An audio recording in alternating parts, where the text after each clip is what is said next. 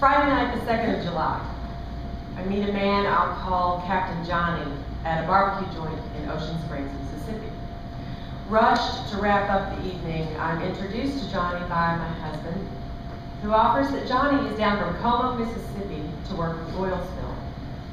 I recognize that BP likely contracts him, though this noteworthy detail is somewhat apologetically overlooked in the introduction. Pause. I shake Johnny's hand to thank him for the work he's doing. You can only imagine cleaning up everybody else's mess. Johnny's hands are huge, thick, and calloused. His build is farm strong, looks like a linebacker. Turns out he is a former University of Alabama football player and former wrestler, as well as a 12-year veteran of the fire department. He is hazmat certified and trained as an EMT. I am a native Arkansan, as is my mother, as was her mother, all landlocked at birth. And here in the territory, even amidst our own natural beauty, and if we're really being honest, we live with a bit of envy toward our neighbors with oceanfront property. Like many Arkansans, that trip to reach the ocean, that long drive down boring interstate, through kudzu and past speed traps, and sometimes battleships, is part of my story. That trip to the shoreline represents a frequent, personal, and somewhat spiritual mission to find the summers of my youth before the winter takes hold. Husband is a Mississippi man, brought up mostly in the outdoors, and certainly no stranger to the beaches in his own backyard. His mother's Italian family from Clarksdale, Mississippi, makes the pilgrimage each year to the shore out of respect to Papa, who declared his family should enjoy an annual beach vacation and even set aside money in his estate for just that purpose. So, before the well cap is placed, just as tar balls and dispersants and dead creatures reach the shore, and just before family businesses begin to go belly up and beaches are closed, husband and I decided to travel down to the Mississippi Gulf Coast to see things before they go from bad to worse in our estimation. We are compelled to pay our respects, the wake before the funeral. Captain Johnny heads up a cleanup crew operating out of Pascagoula. All said, Johnny probably is not easily rattled, probably would not suffer fools gladly. On this night, upon hearing my words of thanks, his eyes soften a bit. His breath hitches slightly. Somewhere, a blowout preventer fails. Weeks of mounting pressure begin to move up and out. He holds onto my hand a second longer than expected and says, "Thank you."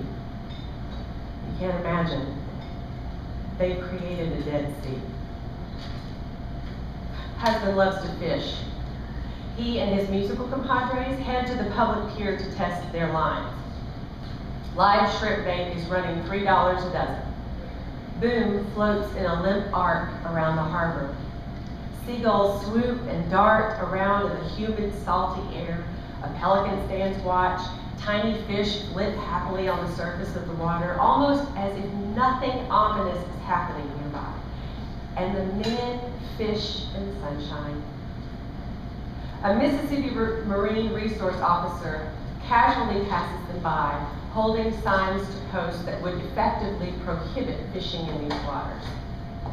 Encountering the men, the official, maybe caught up in the idyllic summer scene, announces that for today, he's not going to post the signs. That the boys can fish. Had the men stopped to consider the official, they may have found a weariness in his voice. They may have caught his sigh of relief upon seeing a sight so normal. Moments pass. Maybe an hour, maybe more. Nibbles, but no prize catch. Another Marine Resource Officer arrives on the scene, issuing game and fish citations to each man. Fishing in closed waters, no fine listed, court date set, looking for a fight. underlying anger under a hot sun. Dead air, no discussion. And the gulls are gone. Captain Johnny tells his story in leading questions and stream of consciousness statements. I can tell he wants to tell more, but time is running out on our conversation as much as anything. Look, my job is safe. They can't fire me like they have so many others, short-timers, people who say too much to the wrong people. BP is allowing this well to run. I'm saying, look, BP owns the technology, the patent on the best, most efficient solar panels available in the marketplace. I should know. I help distribute them. They also have the means to stop this well, but won't. Salazar rides with me and my crew just about every other week, doesn't say a word.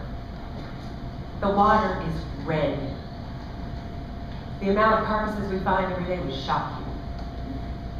I've made it my crew's job to try to keep the porpoises away from all of it. We work where the water is still green and blue. We have a little signal we send the porpoises, and so far it's worked. You know, I've carried bodies, babies, out of burning buildings, and some days I'm just not prepared for this. I'm telling you, what they have done will result in a Dead Sea, one that won't return in 5, 10 years, or even 20, or even in our lifetime. Will I let my kids swim in that water? No way. I wouldn't step foot in it anywhere right now. The dispersants can be found in as shallow as 2 feet below the water's surface. Oh, I brought my kids down here just to show them, look, this is the Gulf. This is what it should be, but will be no more. I'm telling you, BP has destroyed this Gulf for our lifetime. Captain Johnny offers husband and me a place on the deck the next morning to go past the red and black and out into the green and blue waters where the Gulf still exists in balance, to see the porpoises in life, where things still seem normal. Pause. I thank him. I blink hard, tell him I just don't think I can bear witness. I just can't. Driving past cleanup crews in Gulfport, 2 men in hazmat suits sleep on the sand in the midday sun. Shovels or rakes stand upright in the sand, empty plastic bags tied to the handles and catching the wind. Look like strange flags, flying the oil disaster standard. But for whom are they claiming this territory? The judge in Ocean Springs reviews the facts for a second time after husband pleads his case through repeated phone calls and fax statements. The judge lowers the fishing fines to $100 per ticket, but adds $200 in court fees. $400 even, payable by check to the great state of Mississippi. Because someone has to pay for the funeral, as we have, as in so many ways we will. And the people sing, wade in the water, wade in the water, children, wade in the water. God's gonna trouble the water.